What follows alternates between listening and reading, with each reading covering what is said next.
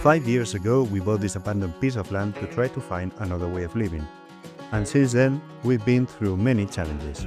And every 10 videos, we make a special update to talk about these challenges, so you get a better insight of how is your journey going. So yeah, welcome to a new Project Kamp update. Okay, so here I am in the office, and here is the video making team. Hello, video making team. Hey, hello. So these are the guys who make the videos you watch every week.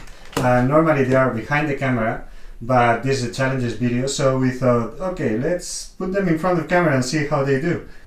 Okay, so this is Antoine and this is Felipe. So guys, what is this video about? This video will give us an insight into camp life and the problems, challenges people are facing.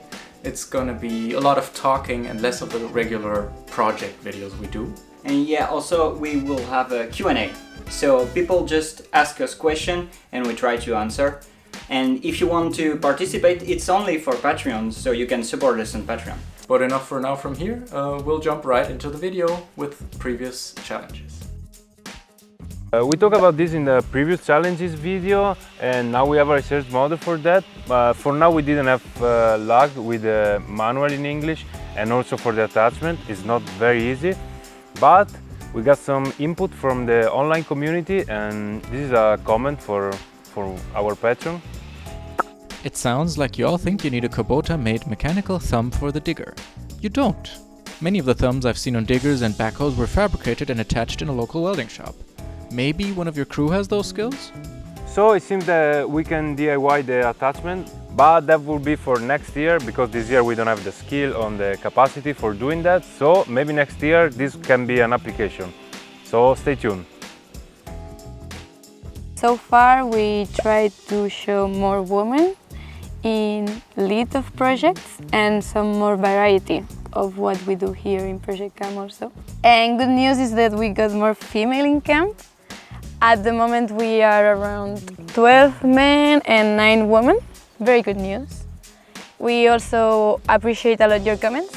See what we can do in the future to improve. So thank you. We had a lot of fires around. It was in the news. Portugal was burning again, which was very not nice to see. But overall we were safe and we were good here. We updated a couple of protocols and tried to make the system more smooth. We also purchased an extra gas horn, which is to let people know around in camp if anything should happen, any emergency. It's more cooling down, but we won't be entirely safe until October, more or less. An extra thing that we still want to do this year is to clear a bit more around base camp and just in general in Project Kamp, so we have a big mimosa patch and it would be a very nice fire break. We still haven't found the right person or company to do this, so hopefully we can do this autumn. In previous challenges we talked about the power cuts we have here in Project Kamp due to the inverter overheating or overloading. But we are working a bit on it to try to solve a little part of these problems at least. But overall, the big problem we have here is like our system is now undersized for the amount of people or projects we have in Project Kamp.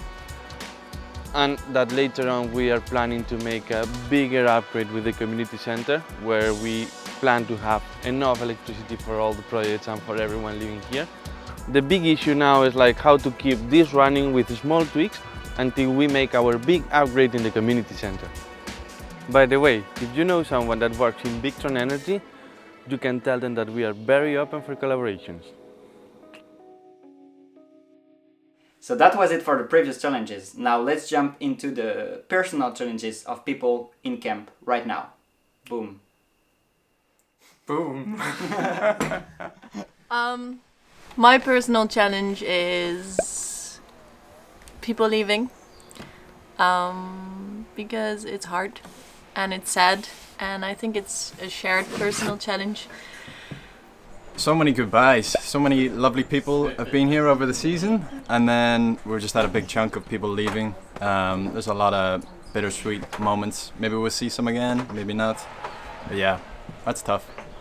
For me, right now I'm struggling with a lot of friends leaving, and it's been a thing throughout the whole season because I'm staying from the beginning till the end. And Emma and Yoni just left, and last week Hosanna and Miguel. And it's hard that they are gone. Want me to be honest? I think it's the financial challenges. Yeah. I don't know who invented capitalism, but we're still part of it. We gotta make money. So, yeah, we gotta leave at some point. Very true. Terveisiä Suomeen, torilla tavataan. Terkkuja äidille.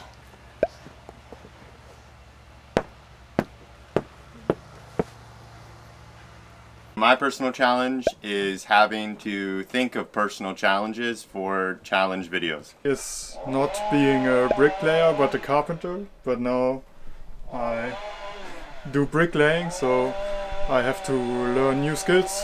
There are so many flies everywhere. In the evening, in the morning, it's a bit annoying, but okay, nature. Noise is really difficult to do my job with all the noise happening at the same time of camp. It's needed because we need to do the projects, but now we have a wood chipper, chainsaws, angle grinder, there we have the mixer in the kitchen, some people laughing out loud, which is fine, but in the end it's all noise, so it makes it difficult to record. I've been really loving the community here at camp, but I really miss my community back at home. I love you guys. It's just very noisy, I cannot stand it anymore. Can you hear that? It's not good. I spent the entire day in front of the computer, and now that the days are getting shorter, it's quite dark when I finish work and I leave the office, so that's a bit sad. So I'm the manager of the kitchen, and I notice when I go on holiday I hand over the managing tasks to someone else of my team, but I'm not always sure if I'm giving them everything they need. I think it's really hard to give all the information, it's just a lot of information, so I always keep that in the back of my head when I'm on holiday. I don't really have a challenge here. I think everything is fine and I'm working, and yeah, it's all good. So that sounds very nice. Now we're going to go into the new challenges and to big announcements. Hey.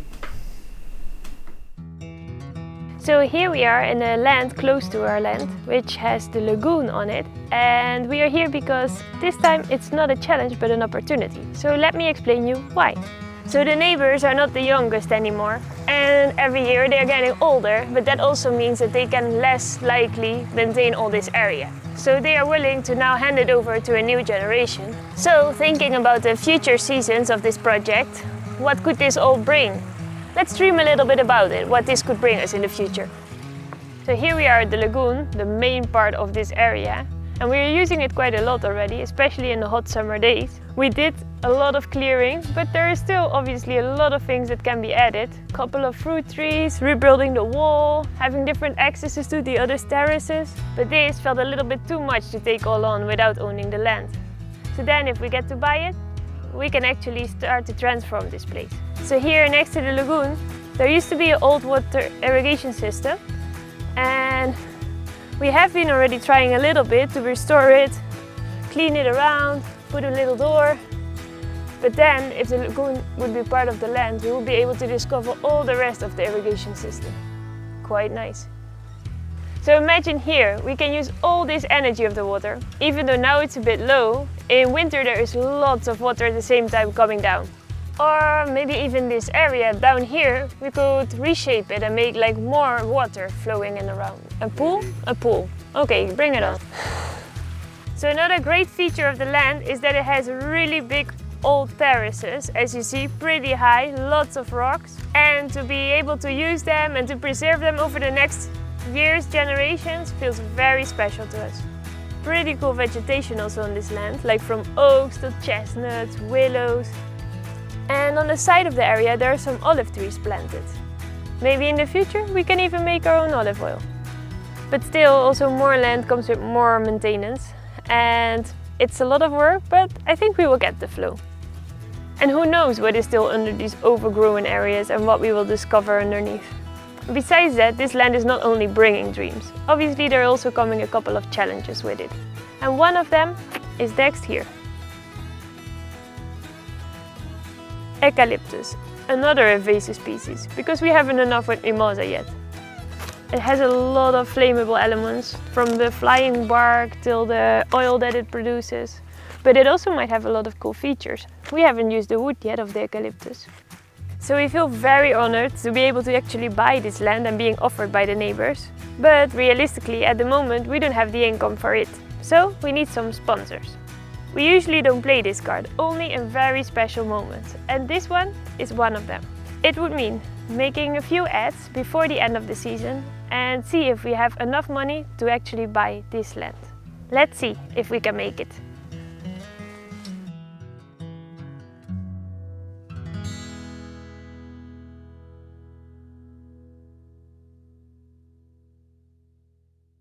One of the challenges we have at Project Kamp at the moment is the excessive amount of flies in our toilet, and it has reached a new disgusting level. So we already have a few tactics that we use to keep the flies away, which is we add sawdust every time we poop to keep the poop drier, so it's less nice for the flies to lay their eggs. We also change the buckets every day and we clean the inside walls regularly. So when we change the buckets, we take them to the poop palace. And in the poop pellets we store them with a lid to hopefully also keep flies from breeding in there while they wait for Friday when we put them in the main bins. So I'm going to research a few things on this. It's funny because they say just open the window and brush them outside. Too bad we just live outside. From what I read on the internet, the flies we have are something similar, or they are just normal house flies, which means they have a life cycle of 10 days. There's new flies very quickly, so we're gonna have to find a solution to kind of stop them from breeding. There are some other solutions that the internet offers, which is like using chemicals to kill the flies or using fly traps, but it doesn't really solve the root cause, and we also don't really want to bring in any like pesticides or anything into the land. So I looked into a natural way of killing flies, and it's called diatomaceous earth. It's a very fine earth that's sourced from sweet water, and it mainly has calcium carbonate and silica in it. And what it does when you throw it in your compost bin, or in your poop bucket in our case, is it dries up the surface area, so the flies can no longer lay their eggs. And by doing this, we kind of solve the root problem, because we make it so they cannot no longer lay their eggs. So hopefully after a while they will just all die because they cannot reproduce. So that's what we're going to do. I looked up some different kinds of diatomaceous earth, and what I found is the best for us to use is a food grade one, because then we are sure it's safe for our food. Like when we want to use this earth later in our trees and in our soil. And it's also safe for animals. So it's the safest option we have. Very much by accident I stumbled onto one that is produced here in the south of Portugal. So I'm gonna order it. Hola Martina, tens encomendas para mim? Sí? Okay, obrigada. We got the package. Wow, there it is. Safety first. One important thing is, if you're working with dry diatomaceous earth, which is what we will be doing, is to wear a mask and glasses while you put it, because while you're putting it, it could float up and then you can breathe it in, or it comes in your eyes, and that's not good. So.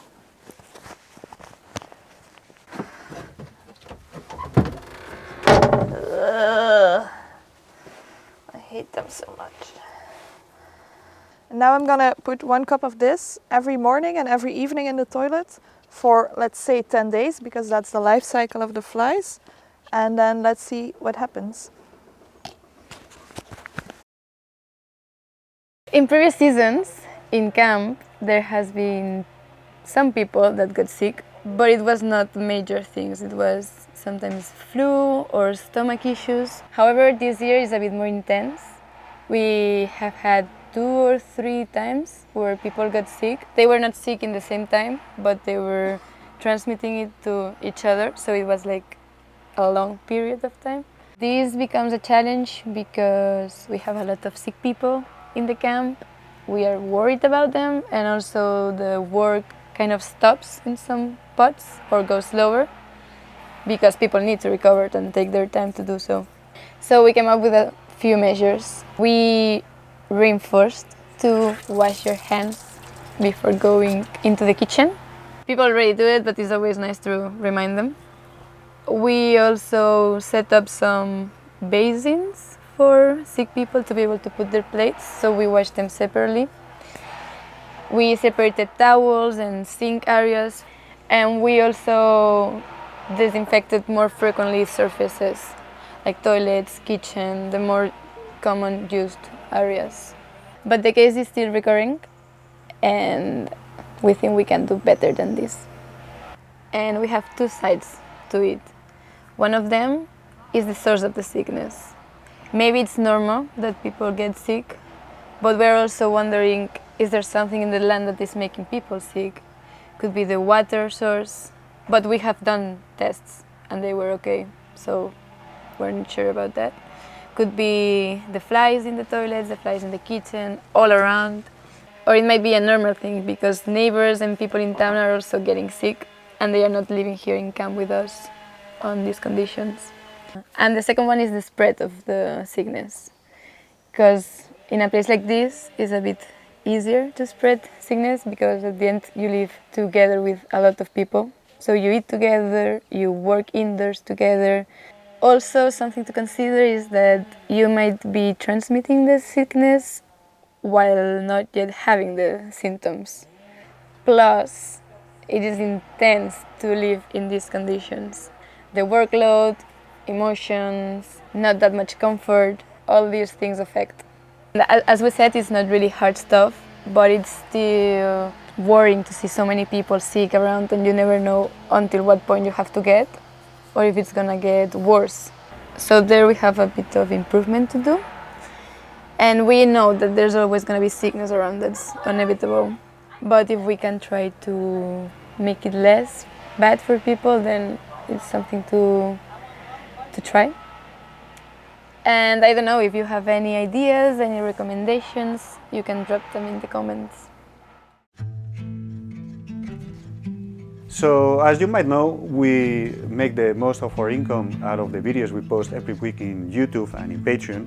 And we are very happy with Patreon this year as we managed to build a solid community of more than 1,000 people watching and supporting every week. So we are very thankful for that. Been following for a while and we know they like to support the project. They like the project itself, as we can see in the survey when they join Patreon. And on the other side we also have YouTube, which is a really nice tool to have a lot of reach. You can reach a lot of people globally, but we are getting a bit disappointed lately with the income part because we feel we are doing better videos. Also, you guys tell us a lot how much you like the videos we do and that they are getting way better, but we're getting less views. It's difficult to tell why. It might be the algorithm, more competition, maybe our trend has passed. It might be actually that we are wrong and we are actually doing worse videos. So our way to navigate this is we try to do our best every week, but still very uncertain. Will the video perform well? Will we get enough views, enough income? This is a bit tricky for us because if we want to plan ahead, it feels not very stable source of income, not knowing what's going to be next week, next month. Imagine planning for a full year. And also it feels it's not super efficient the way we do videos now and the amount of revenue we get. Because there are as many people working during weeks in making the projects happen, and then we have the video makers also working during weeks to make the videos happen. We are not getting enough income or as much income as we thought we could get. So in a very simplistic way, we could, on one side, play harder the YouTube game, so doing more clickbait, titles and thumbnails, try more retention, edit, following the trends, or we could just sit and keep doing the same thing, waiting for the good times to come back. Each of these options don't feel complete to us, so still evaluating which is the best option for us or if there is any other options we could go around. For this season, we're gonna stay the same, but for next season we will need to find a proper fix. We also have some good news. Recently we reached 750k subscribers, so that feels like a really good base to keep on doing videos and going with the project.